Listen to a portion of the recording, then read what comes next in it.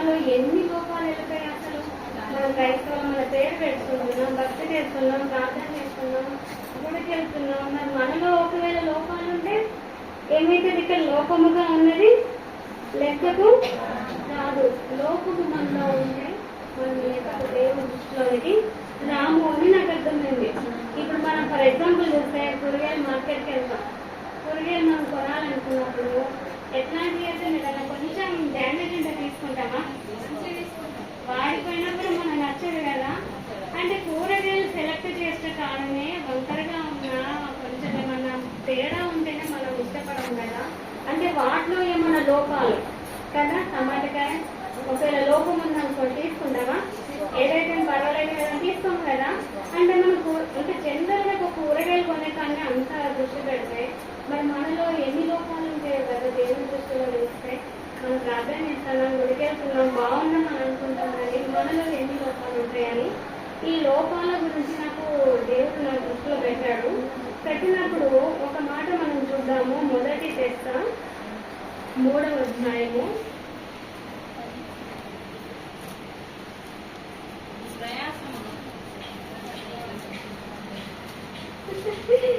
Okay okay సంతోషం, ఆసక్తిగా ఉన్నాడని నమ్ముతున్నా.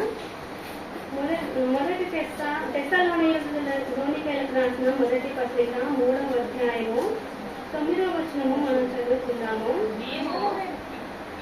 మేము మీ ముఖము చూసి మీ విశ్వాసంలో ఉన్న లోపమును తీర్చినట్లు అనుగ్రహించమని రాత్రింపగలు అత్యధికంగా దేవుని వేడుకుంటుండగా మన దేవుని యొక్క మిమ్మును బట్టి మేము పొందుచున్న యావత్తు ఆనందము నిమిత్తము దేవునికి తగినట్టుగా కృతజ్ఞతాస్తుతులు ఎలాగో చెల్లింపగలము. ఇక్కడ అపొస్తలుడైన పౌలు కూడా ప్రార్థన చేస్తూ ఉన్నాడు. అక్కడ ఉన్న జనములలో ఏమేమి లోపాలు ఉన్నాయి అవన్నీ సరిచేయము అని ప్రార్థన చేస్తూ ఉన్నాడు. ఇక్కడ 9వ వచనంలో చూస్తే మేము మీ ముఖమును చూసి మీ విశ్వాసములో ఉన్న లోపమును తీర్చినట్లు. అంటే ఇక్కడ పౌలు కనుక్కున్నది ఏంటంటే విశ్వాసములలో లోపాలు కలిగి ఉన్నారు. మనము యేసు ప్రభు కూడా కొన్ని సందర్భాల్లో అంటాడు కదా, అల్ప విశ్వాసులారా అంటాడు. విశ్వాసం లేని మూర్ఖతరము వారు అని కూడా అంటాడు. అంటే అక్కడ విశ్వాసం కనబడతలేదు కొన్ని చోట్ల అసలు విశ్వాసమే లేదు. యేసు ప్రభు అన్నాడు కదా, మనుష్య కుమారుడు భూమి మీదకి వచ్చినప్పుడు మనుషులలో విశ్వాసము కనబడడం. నేను ఇప్పటికీ చాలా వరకు చూస్తున్నా విశ్వాసం చాలా మందిలో తగ్గిపోయింది. నాడు ఉన్నట్టుగా చేస్తున్నారు కానీ కొంతమందిలో చాలా వరకు తగ్గిపోయింది. అయితే విశ్వాసం ఉన్న వ్యక్తి ధైర్యంగా ఉంటాడండి. విశ్వాసం గలవాడు కలవరపడడు అని యెషయా గ్రంథంలో ఉంటాడు. విశ్వాసం మనలో ఉంటే దేవుడు మన పక్షాన ఉంటాడు, మనకు కాపాడుతాడు, విడుదలిస్తాడు, అన్ని విషయాల్లో క్షేమము ఇస్తాడు అని ఒక ధైర్యం ఉంటుంది. విశ్వాసం గలవారు ఎలా ఉంటారంటే ధైర్యముగా ఉంటారు. అదే విశ్వాసం లేని వారు ఎట్లా ఉంటారంటే భయం, ఏం జరుగుతుందో ఏమో, నా ఫ్యూచర్ ఏంటో ఏమో, రేపు నేను ఎలా ఉంటానో ఏమో, ఎలా పోషించబడతానో, ఎలా అవసరాలు తీర్చబడతాయో, ఎలా ఈ ముందుకు వెళ్తామో అని అనిపిస్తూ ఉంటాయి. నేను కూడా కొన్నిసార్లు అనుకుంటా, దేవా నా ఫ్యూచర్ ఏంటి, ఇంతవరకు నేను కష్టపడి సేవ చేసుకొచ్చిన అందరూ మిస్ అవుతా ఉన్నారు, అసలు ఏంటి అనిపిస్తే మళ్ళా క్షణంలోనే దేవుడు ఉన్నాడు, మనుషులు ఉన్నా లేకున్నా దేవుడై ఉన్నాడు కదా, పిలిచిన దేవుడు ఏ రకంగా నడిపిస్తాడు, పోషిస్తాడు, ఆయనే చూసుకుంటాడు అని మళ్ళీ నేను అనుకుంటున్నాను. ఇక్కడ విశ్వాసంలో లోపాలు గమనిస్తున్నాడు అపోస్తలుడైన పౌలు. మనల్ని చూసుకుంటే కూడా కొన్ని సమయాలలో మనలో విశ్వాసంలో ఎంత ప్రార్థన చేసినా కొన్ని సమయాల్లో విశ్వాసం లోపము చూస్తూ ఉంటుంది. ఈ విశ్వాసము తక్కువగా ఉన్నదనుకోండి, సరిపడినంత విశ్వాసం లేకుంటే దేవుడు ఏమంటాడు కదా, అపోస్తలులు అయితే మా విశ్వాసమును వృద్ధి పొందించుము అని ప్రార్థన చేస్తూ ఉంటాడు. నిజంగా విశ్వాసం లేకుండా ఉంటే మన దేవునికి ఇష్టలుగా కూడా జీవించలేదు కదా. విశ్వాసం మనలో లేకుంటే దేవునికి ప్రియమైన పిల్లలుగా మనం ఉండలేము.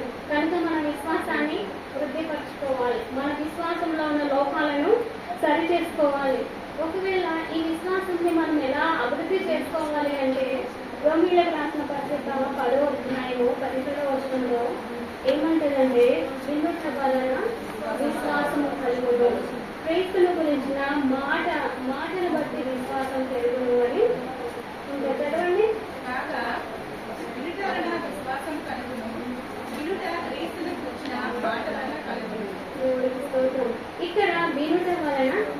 ఉంటారు. ఏ మాటలు వినాలి? దేవుని వచ్చిన మాటలు వింటే మన విశ్వాసము అభివృద్ధి చెందుతూ ఉంటారు. ఇప్పుడు చూడండి, గుడ్డివాడు అక్కడ యేసుప్రభు మార్గంలో వెళ్తున్నప్పుడు ఆ గుడ్డివాడు దావీదు కుమారుడు నన్ను కరుణించమని కేకలు వేస్తూ ఉంటాడు. యేసుప్రభు తనను దాటిపోయినా కూడా కేకలు వేస్తూ ఉంటాడు. అంటే గుడ్డివాడు విన్నాడు, యేసుప్రభు నన్ను బాగు చేస్తాడు, ఆయన నన్ను ముట్టినా, ఆయన నన్ను రక్షించినా నా బాగు అవుతాడని అనుకున్నాడు కనుక ఆయన పిలిచాడు. ప్రభు ఆయన మొర విని వచ్చాడు. ఇంకో మాట చూస్తే రక్తస్రావంతో 12 సంవత్సరాలతో బాధపడుతున్న ఆ స్త్రీ దగ్గరికి యేసుప్రభు దగ్గరకు వచ్చి ఏమంటది? నేను ఆయన వస్త్రపు చెంగు ముట్టుకుంటే నాకు స్వస్థత కలుగును తనలో తను అనుకుంటారు కదా. మనం దేవుడి దగ్గరకు వస్తే దేవుడు నాకు విడుదలిస్తాడు, నన్ను బాగు చేస్తాడు, నన్ను బ్రతికిస్తాడు, నాకు నా సమస్య నుంచి విడుదలిస్తాడని మనం నమ్మాలి. నమ్మి ఆ యొక్క రక్తస్రావంతో ఉన్న స్త్రీ వచ్చింది కనుక స్వస్థత పొందుకుని వెళ్ళింది కదా. పొందకుండా అసలు యేసుప్రభు దగ్గరకు వచ్చిన వాళ్ళు కూడా ఎవరు పొందకుండా వెళ్ళలేదు. అంటే వాళ్ళు ఎంత మనసులో బలపరుచుకుని వచ్చారు కదా.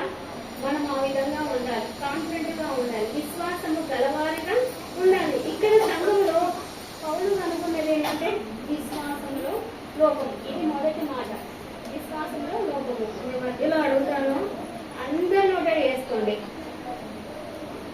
అందరూ కూడా నోటెడ్ చేసుకోండి. ఇంకొక లోపం చూద్దాము. యాకోబు పత్రిక ఇంకో మాట చదువుదాము. 2వ కొరింథీయులకు రాసిన పత్రిక 13వ అధ్యాయంలోకి రండి.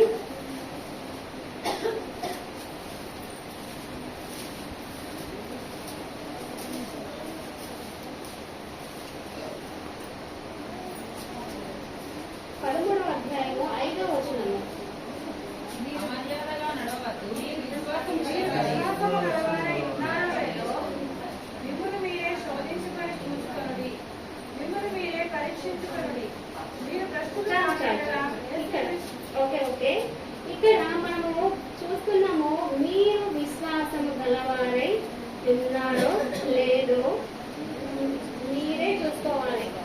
ఇప్పుడు మీరే అనుకోవాలి, నేను విశ్వాసం కలిగి ఉన్నానా లేదా. సెల్ఫ్ చెక్ ఇక్కడ పాజిటివ్ వస్తుందో నెగటివ్ వస్తుందో కానీ చూసుకోండి. మీరు విశ్వాసము గలవారై ఉన్నారో లేదో మిమ్మల్ని మీరే శోధించుకొని చూచుకొనుడి. ఎవరినో శోధించడం కాదు, ఎవరినో పరిశీలించడం కాదు. మంచి స్వభావం ఏంటంటే పక్క వాళ్ళని నిలవెళ్ళ చదువుతూ ఉంటాం కదా, నిలవెళ్ళ చదువుతూ ఉంటారు, 24 గంటలు చదువుతూ ఉంటారు కదా. కానీ ఇక్కడ దేవుడి మాట మనం సెలవిస్తుందంటే మీరు విశ్వాసం గలవారై ఉన్నారా లేదో మిమ్మల్ని గురించి మీరే పరిశీలించి చూచుకొనుడి, మీరే పరీక్షించుకొనుడి. పరీక్ష కూడా మీరే చేసుకోవాలి. ఇది మీకే వదిలిపెడుతున్నా, గుర్తుపెట్టుకోండి. ఓకే, 2వ మాటలో చూద్దాము. యాకోబు రాసిన పత్రిక 3వ అధ్యాయము 2వ వచనం చూద్దాము.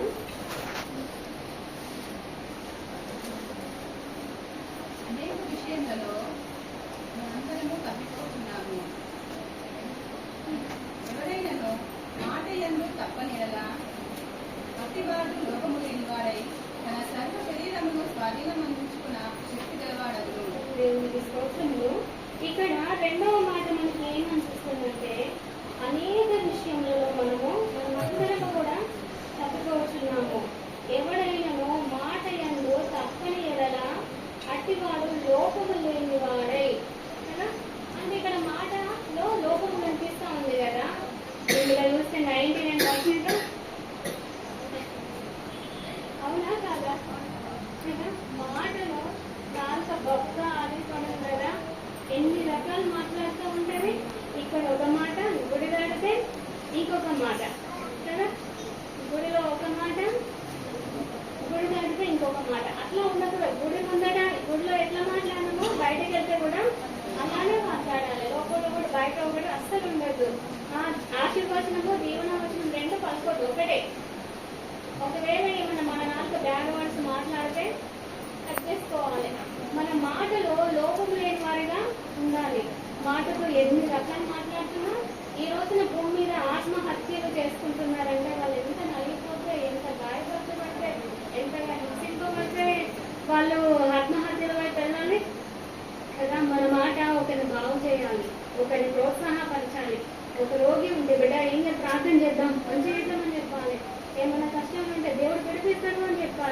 ఒకరిని ఎంకరేజ్ చేయాలి తప్ప డిస్కరేజ్ ఎప్పుడు కూడా చేయదు. నువ్వు ఇలా చేస్తున్నావు, అలా చేస్తున్నావు. ఒక వ్యక్తి మాట్లాడితే తెలుస్తుంది అన్నాడు. నాకైతే షేమ్ అనిపించింది అన్నాడు. అసలు అంటే నేను దూరంలో ఉన్నా కానీ నాకు అంత చాలా ఇబ్బంది అనిపించింది. అంటే మాట్లాడితే వల్గర్గా మాట్లాడడం, జంతువుల పేరు పెట్టి పిలవడం, ఎక్కడెక్కడ పిలుస్తారా? అసలు అట్లా పిలవచ్చా? క్రైస్తవులైన వాళ్ళు పిలవచ్చా? మాట్లాడండి, ఒక్కసారి మాట్లాడండి.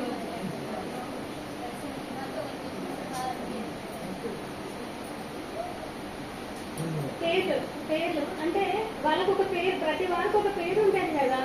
పేరు పెట్టి పిలవచ్చు కదా. నేనైతే అందరిని వస్తానా, కలిసా, నేసేవా, రాని అందరినీ పేరు పెట్టి పిలుస్తా. ఇంతే, ఎక్కడికైనా ఇవే పేర్లు.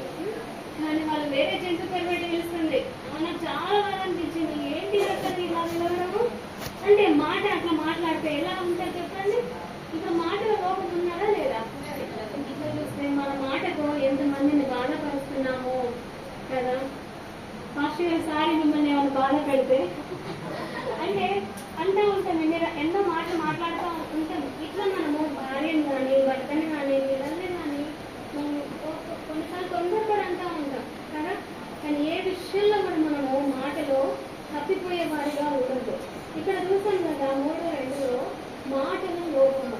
మేము చాలా మందిని మాట్లాడితే వీళ్ళు ప్రార్థన చేస్తే వచ్చేద్ద మాటలు మాట్లాడతాం. నాకు మీరు క్రైస్తవులను పేరు పెట్టుకున్నాను, ఇలా స్వభావం ఇంకా మార్చబడలేదు అనిపిస్తుంది. స్కూల్లో ఫ్రెండ్స్ని పిలిచినట్టు పిలుస్తూ ఉంటారు. అది కరెక్ట్ కాదు అసలు. నిజంగా నేను ఒకటి సంతోషించగలను. మా అక్క చెల్లెలు నలుగురు మేము ఎప్పుడు కూడా బ్యాడ్గా రావే పోవే అని కూడా ఇప్పటి వరకు కూడా తెలుసుకోలేదండి. నేను నా బిడ్డను ఏ రోజు కూడా తిట్టలేదండి. ఇది నేను సంతోషిస్తాను. ఎక్కడైనా చెప్పగలను ఒక్క మాట. మా భాష అంటే పిల్లలు, మా అక్క చెల్లెళ్ళు కూడా అస్సలు బ్యాడ్ వర్డ్స్ అనేవి మా ఫ్యామిలీలో లేవు అసలు. మా తల్లిదండ్రులు అలా పెంచారు, మేము అలా పెరిగాము, వాక్యం ద్వారా సరి చేసుకున్నాము. అంత మంచిది. రావే పోవే ఏందే జంతువుల పేరు రావద్దు.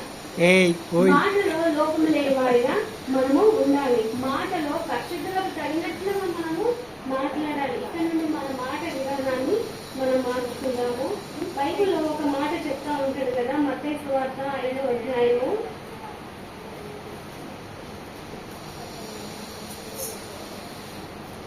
27వ వచనంలో మీ మాట అవునంటే అవును, కాదంటే కాదు అని ఉండవలను. వీటిని ముంచినది దుష్టుని నుండి పుట్టినది. మనం మాట్లాడితే అంత కట్ట కొట్టే తెచ్చే అట్లా ఫేస్ టు ఫేస్ ఉండాలి. కానీ అవునంటే అవును, కాదంటే కాదు. వీడి రెండింటి నుంచి మళ్ళీ ఉండదు అసలు. ఎక్కడ ఉన్నా, ఎవరి మధ్యలో ఉన్నా మన మాట అవునన్నట్టుగానే ఉండాలి. కాదు అంటే కాదు. కానీ ఇక్కడ ఒకటి అక్కడ అస్సలు ఉండదు. మన మాట రెండో మాట వస్తే ఎట్లా ఉన్నా దృష్టి నుండి పుట్టినది. అంటే మన మాట విషయంలో సరి చేసుకుందాము. ఇంకొక మాట చూద్దాము. ఇప్పటి వరకు ఎన్ని నేర్చుకున్నాం?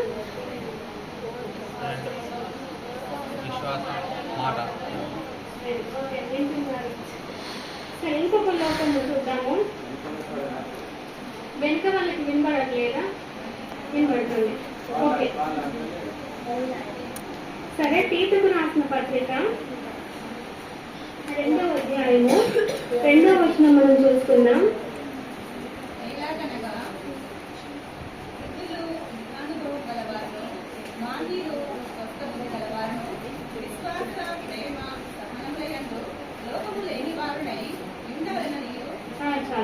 ఇక్కడ మనం చూస్తే వేటిలో లోపాలు కనిపిస్తున్నాయి? విశ్వాసము, ప్రేమ, సహనం. విశ్వాసం అంటే మనం ఆల్రెడీ చూస్తున్నాం. కనుక మనం ఇంకో విషయానికి వస్తే ప్రేమలో చూస్తున్నాం. ఇక్కడ 3 ఇచ్చాడు: విశ్వాసము, ప్రేమ, సహనంలో లోపం లేని వారిగా ఉండాలి. అయితే ఇప్పుడు మనం ప్రేమ గురించి చూస్తున్నాం. ప్రేమ అంటే మనందరికీ తెలుసు కదా, దేవుడు ప్రేమ స్వరూపే. దేవుడు ఈ యొక్క పరిశుద్ధ గ్రంథంలో ఏమంటారంటే, మత్తయి సువార్తలో అంటారండి 22వ అధ్యాయము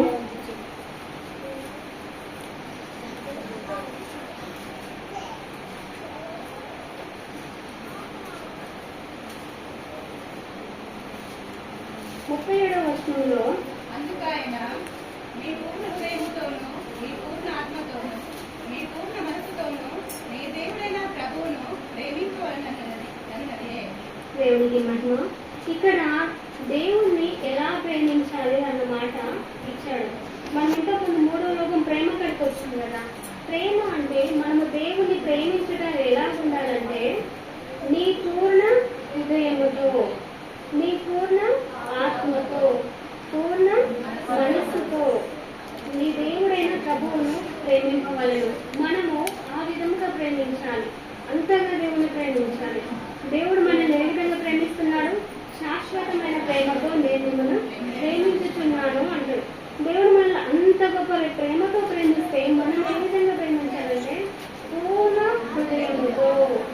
మనం దేవుని సన్నిధికి వచ్చామంటే ఇక్కడే ఉండాలి. మనం ఎట్లా కూర్చొని ఉంటామో మన మనసు కూడా ఇక్కడే ఉండాలి. మన దృష్టి అటు ఇటు వెళ్ళకూడదు. పూర్ణ హృదయము, పూర్ణ ఆత్మతోను, పూర్ణ మనసుతో, బలము కూడా పూర్ణంగా ఉపయోగించాలి. ఒక సైడ్ వినబడుతున్నా ఒక సైడ్ వినబడడం లేదు, అట్లా ఉండదు. పాట పాడినా ప్రార్థన చేసి ఇక్కడ నీరే ఉన్నారు, దేవుడు ఉన్నారు అన్నట్టుగా మనం ఉండాలి. ఇక్కడ పూర్ణమైన మనసుతో, పూర్ణ ఆత్మతో, పూర్ణ హృదయంతో దేవుణ్ణి ప్రేమించాలి. రెండో మాట ఏంటంటే కింది చూస్తే నిన్ను వలనే మీ పొరుగు వారిని కూడా ప్రేమించాలి. ఇప్పుడు మనం దేవుని ఆ విధంగా ప్రేమిస్తున్నామా? మనల్ని మనం పరిశీలన చేస్తున్నాం. దేవుని ప్రేమించాలి. నెక్స్ట్ దేవుని పోలికలో పుట్టిన మనుషులను కూడా ప్రేమించాలి. భార్య భర్తను ప్రేమించాలి, భర్త భార్యను ప్రేమించాలి, పిల్లలు ప్రేమించాలి, తల్లిదండ్రులు. మనము దేవుని పోలికలో ఉన్న మనుషులను ప్రేమించే వారముగా ఉండాలి. ఈ పగలు, కోపములు, అసూయ, ఈ శరీర సంబంధమైన కార్యములు మనలో ఉండకూడదు. నిజంగా ప్రేమ లేకుండా మనం ఎన్ని దానం చేస్తూ ఉంటాం కదా, అవన్నీ చేసినా చేస్తాము. 13 అంటాడు కదా, ఈదుల పోషణ కలిగిన ఆస్తి అంతా కూడా వ్యర్థమే అంటాడు.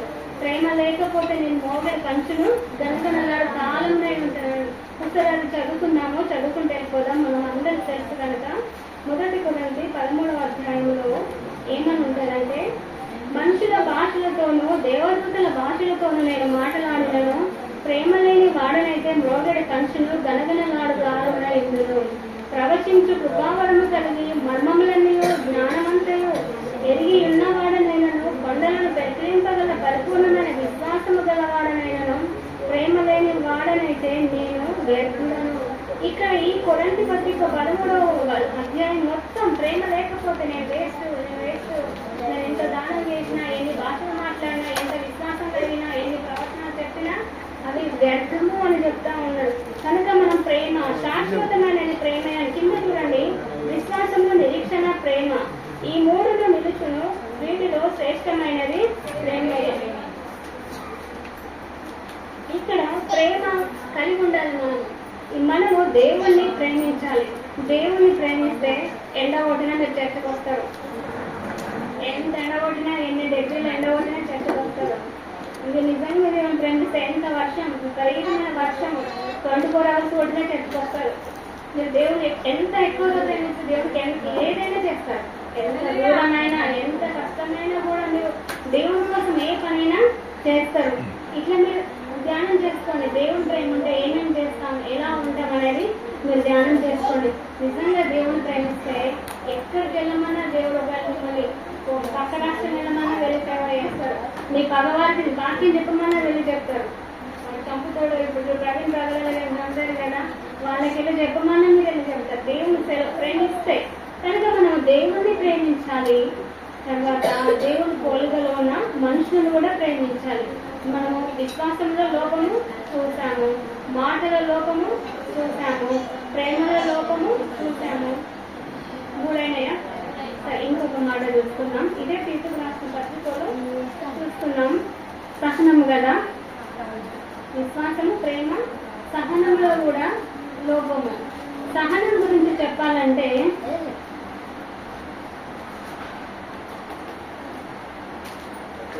ఎక్కువగా చూస్తే మనం యోగ గ్రంథంలో చూస్తే యోగ ఎంత సహనం గల వ్యక్తి. తన ఆస్తి అంతా పోతాయి, తన పిల్లలందరూ చనిపోతాడు, ఆరోగ్యం కూడా పోతుంది. తను అటువంటి శోధన కాలంలో ఏమంటాడంటే, ఎక్కువగా ఇచ్చే యెహోవా తీసుకుపోయాను, యెహోవా నామమునకు స్తుతి కలుగునుగాక అంటాడు. ఈ రోజులలో సహనం చాలా మందిలో లేదు. మాట అంటే మన మాట కంప్లీట్ కాకముందే ఎదుటి వాళ్ళని రియాక్షన్ మొదలవుతూ ఉంది. సహనం అనేది బైబిల్లో దేవుడు అంటాడు కదా, మీ సహనము సకల జనులకు తెలియబడనియుడి. సకల జనులకేమో అని ఇంటి వాళ్ళకు కూడా తెలిసే కదండి. సహనము కోల్పోతున్నాం కదా. సహనం అనేది నిజంగా చాలా విలువైనది. అందరూ అంటారు ఆడవాళ్ళకు దూరేమంతా సహనం ఉండాలి అంటారు. అంటే అబ్బాయిలకు అవసరం లేదా? అబ్బాయిలకు ఆల్రెడీ ఉంటుంది, ఆడవాళ్ళకే తక్కువ ఉంటుంది. అంటే అమ్మాయిలకైనా అంటే స్త్రీలకైనా పురుషులకైనా సహనం అనేది అదొక మంచి గుణము. పోయిన వాళ్ళు చెప్పిన మాటలో కూడా ప్రతిపక్షుడు సహనమందు వచ్చే మాట వచ్చింది కదా, సహనమందు జ్ఞానమందు అట్లా. అంటే మనం సహనము కలిగే వారముగా ఉండాలి. చూడండి మత్తయి సువార్త 24వ అధ్యాయము లోనికి రండి ఒకసారి. 24వ అధ్యాయము 13వ వచనములో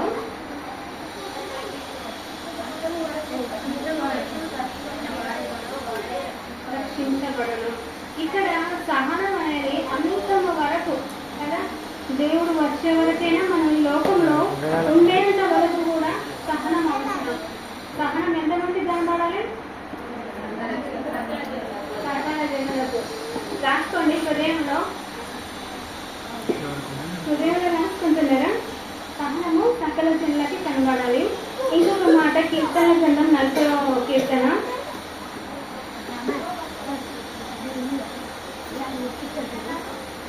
40.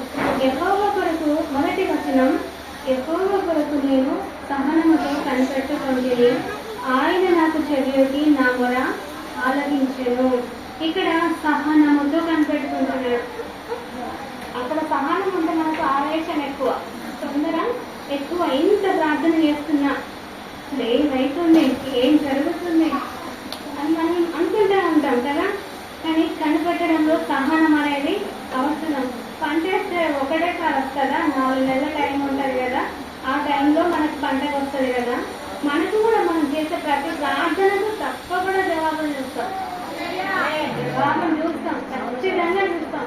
అప్పటి వరకు మీరు ఓపికతో ఉండండి, ఓపికను కోల్పోవద్దు. చూడండి యాకోబు పత్రిక 4వ-5వ అధ్యాయంలో 7 నుండి మనం 11 వరకు చూస్తే,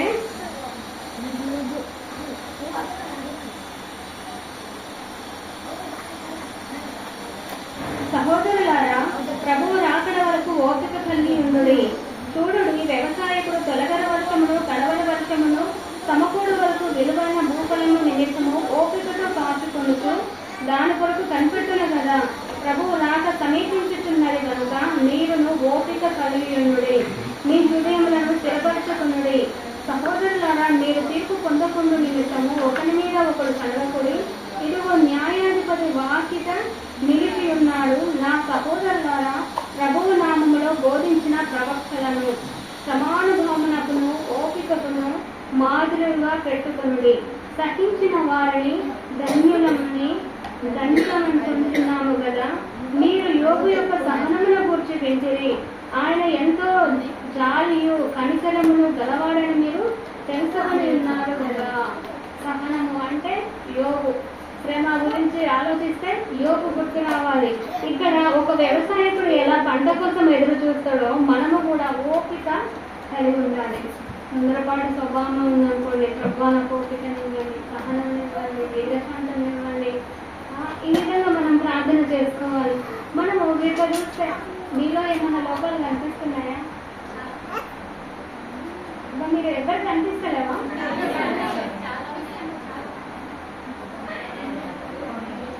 దేవుడికి స్తోత్రం.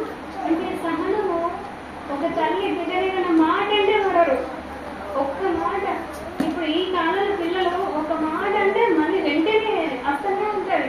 అంటే అంత స్పీడ్ పనికిరాదు. చదువులో జ్ఞానంలో ఉండాలి, కానీ సహనం అనేది ఎక్కువగా ఉండాలి. ఎవరికైనా కానీ భర్తకైనా భార్యకైనా పిల్లలకైనా సహనం అనేది ఉండాలి. మీ సహనము మీ చుట్టుపక్కల ఉన్న వాళ్ళందరూ కూడా కనబడాలి. సకల జనులకు అన్నాడు కదా దేవుడు, సకల జనులకు కనబడే విధంగా మనం జీవించాలి. ఎన్ని లోకాలు కనబడే మనకి?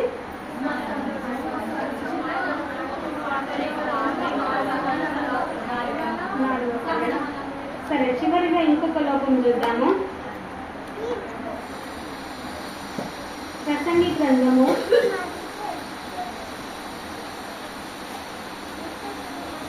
9వ అధ్యాయము 10వ వచనం చదువుతున్నాం.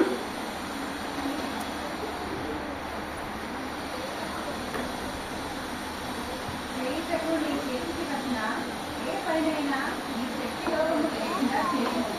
నీ కోపం వాతావరణమునందు పని అయినను, భోజనమైనను, చెల్లి అయినను, దానమైనను చేయము. దేవుని స్తోత్రం. ఇక్కడ ఈ 5వ లోకం ఏంటంటే పనిలో లోకము. చాలా మంది పని చేయడానికి ఇష్టపడరు. పెద్ద పెద్ద వాళ్ళు అంటారు కదా, బిలియనియర్స్ అంటారు కదా, పని ఇష్టపడ్డాము అంటారు. కష్టపడితే ఖచ్చితంగా విజయం ఉంటుంది అని వాళ్ళు అంటూ ఉంటారు. ఇక్కడ పనిలో లోపము. పని చేస్తే అది పర్ఫెక్ట్గా చేయాలి. ఏ పని దేవుడిని ముందు తీసుకొచ్చాడో ఆ పనిని శక్తి లోపం లేకుండా కదా, నీ చేతికి చేయుటకు నీ చేతికి వచ్చిన ఏ పని అయినను నీ శక్తి లోపము లేకుండా చేయను. శక్తి లోపం అంటే పనిలో లోపం ఉండదు. సోమవారం ఏమనుకుంటాడు తెలుసా, ఆ గిన్నెలో ఉన్న నీళ్ళు ఎత్తుకోవడానికి కూడా గర్వం అనిపిస్తాడు. సోమవారి అస్సలు నేను చూశాను, సోమవారం గురించి చూశాను, కలరా చూశాను. వాళ్ళ లైఫ్ కూడా కొంచెం ఘోరంగా ఉంది. సోమవారతనము గాఢ నిద్రలో పడవేస్తూ ఉంటుంది, నాశనం కలుగజేస్తూ ఉంటుంది. పని చేయడం ఆరోగ్యానికి కూడా మంచిది కదా, పని చేయడం ఆరోగ్యానికి మంచిది. మన మైండ్ కూడా ఫ్రెష్ అవుతూ ఉంటుంది. కొంచెం కష్టపడితే తప్పేం లేదు కదా, పని చేయాలి. పని చేసే వారిగా ఉండాలి. పని ఇక్కడనే ఉంటుంది, భూమిలోనే. చనిపోయిన తర్వాత ఏ పని కూడా ఉండదు కదా, కదా పాతాళంలో కూడా పని ఉండదు. శక్తి చేతకు నీ చేతికి వస్తున్నా ఏ పని అయినను నీ శక్తి లేకుండా చేయము. నీవు పోయి పాతాళమందు అయినను, పాతాళమునందు పని అయినను, ఉపాయమైనను, తెలివైనను, జ్ఞానమైనను లేదు. పని చేసే వారిగా ఉండాలి. పనిని నిర్లక్ష్యం వేస్తూ ఉంటారు, వాయిదా వేస్తూ ఉంటారు కదా. రేపు చేస్తా, కొద్దిసే బాగా చేస్తా. మనం చదివేటప్పుడు అంటారు కదా, రేపు చేయాల్సింది ఈరోజు చేయాలి, ఈరోజు చేసేది ఇప్పుడే చేయాలంటారు కదా. అవి వినడానికి చెప్పడానికి ఉండొద్దు. మనం చేసేవారిగా ఉండాలి. బైబిల్ చదవాలని అనుకున్నాం అనుకో, కాసేపు అయినంత చదువుతా అనుకోవద్దు. చదవాల్సిందంటే దాంట్లో చేయలేదు అనుకోండి, చేయాలి అన్న మనసుకు వచ్చింది అనుకోండి, వెంటనే అది చేయాలి. అబ్బా కొంచెం రెస్ట్ తీసుకుంటా, తర్వాత వేస్తా, ఒక గంట అయిన తర్వాత వేస్తా అంటే కుదరనే కుదరదు. ఏ పని దేవుడిని ముందు తీసుకొచ్చాడు అంటే ప్రార్థన, బైబిల్ కాకుండా ఇంకా ఏ పని చేయడానికి, ఇంట్లో పనులు కావచ్చు, బయట మీ యజమానికి పోవచ్చు పనులు, ఆఫీస్లో. కొంచెం మన ఆయనసి చెప్తుంది, సాయంత్రం అయింది, ఆఫీస్ నుంచి బయటకు వచ్చింది, బయట బస్ కోసం వెయిటింగ్ చేస్తుంది. బస్ కోసం వెయిట్ చేస్తూ ఉంటే, ఎందుకంటే ఇక్కడ ఉన్న లోపల వచ్చారంటే మా సార్లు నన్ను చూస్తే నాకు మళ్ళీ వర్క్ ఇస్తారు అంటే వాళ్ళంటే నాకు నవ్వు వచ్చింది. అంటే వాళ్ళకి ఇచ్చే వర్క్ చూస్తే సార్ వర్క్ చెప్పేస్తారంట. నన్ను చూస్తారనుకో, నా టైం అయిపోయింది, వాళ్ళు ఇచ్చే జీతం నేను ఇంతకంటే ఎక్కువ పని చేయకూడదు, చెయ్యను. నన్ను చూసి నన్ను లోపల కూర్చోమంటే ఎప్పుడు అన్నట్టు, నన్ను చూసి నాకు మళ్ళీ వర్క్ ఇస్తారు, బాబాయ్ నవ్వద్దు అని బయటకి వచ్చింది, బస్ కోసం వెయిట్ చేస్తాను. అంటే అట్లా కదా, నీకు ఏ పని చెప్తున్నా యజమానులు పై ఆఫీస్ కాబట్టి మంచిగా ఉండాలి కదా అని నేను కొన్ని మాటలు చెప్తే, ఇక ఇదే వాక్యం మనకి, నీకు ఏ పని అప్పగిస్తారో అది కంప్లీట్గా చేయాలని చెప్తా ఉంటారు. ఇక్కడ పనిలో లోపము ఉండకూడదు. ఏ పనైనా కానీ నిజంగా పనివాడు జీతంలకు పాత్రుడు. మనం మేము చదువుకున్నాం కదా, పని చేస్తే పని చేయకుండా భోజనం చేయొద్దు అని అంటాడు. ఈ రోజు మీరు ఏం పని చేయకపోతే ఆశీర్వాదం ఎన్నోసార్లు చెప్తారు కదా, భోజనం చేయొద్దు అని. చాలా మంది చూడండి, భర్తలు పనిచేస్తే భార్యలు పనిచేస్తారు, సంతోషం. అది అభివృద్ధికి ఇంకొంచెం పెట్టెక్కినట్టు ఉండాలి. ఒకరే పని చేయాలి, ఒకరే అన్ని చేయాలి అన్నట్టు ఉండదు. ఒకరికొకరు హెల్పింగ్ చేసుకోవడం చాలా మంచిది. ఈ విధంగా మనం ఇప్పుడు ఈ రోజున అంటే నేను ఇవన్నీ నైట్ నాకు చదువుతా అంటే మనసులో పెట్టుకున్నా, లోపము లోపము అని చూస్తూ ఉంటాను. ఎక్కడెక్కడ లోపము అనేది కొంచెం నిన్ననే చూశాను. నాకు ఈ 5 మాటలు అయితే నిన్న టైంలో నాకు దేవుడు ఇచ్చాడు. ప్రార్థన జరుగుతుంటే నేను నా బైబిల్ చదువుతున్నా. చేస్తా ఉన్నాను. అంటే మనం లోపము గలవి లెక్కలోనికి రాదు. ఫైనల్గా వచ్చేసాము చూడండి. ప్రసంగి గ్రంథం 1వ అధ్యాయము 15వ వచనంలో చూస్తే చదవండి ఒకసారి మళ్ళీ.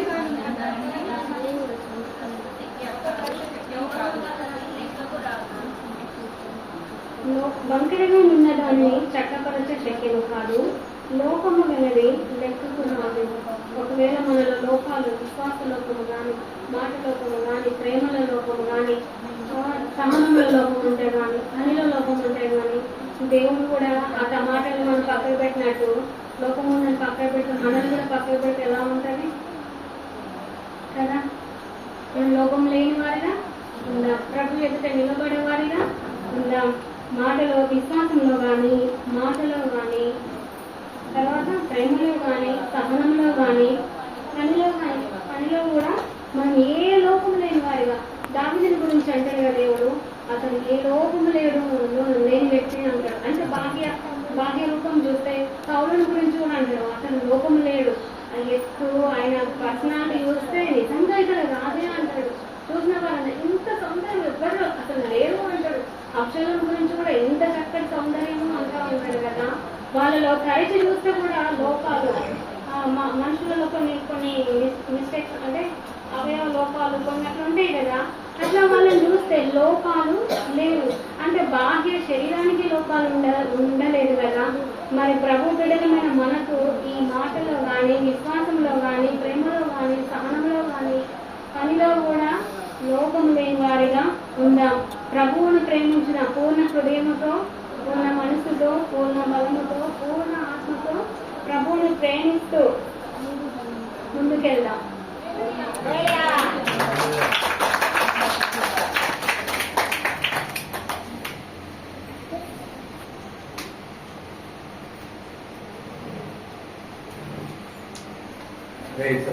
స్తోత్రమండి. దేవునికి నమ్మకం కలుగుతుందాక మీ అందరికీ వందనాలు. ఎన్ని లోకాలు వచ్చినాయి?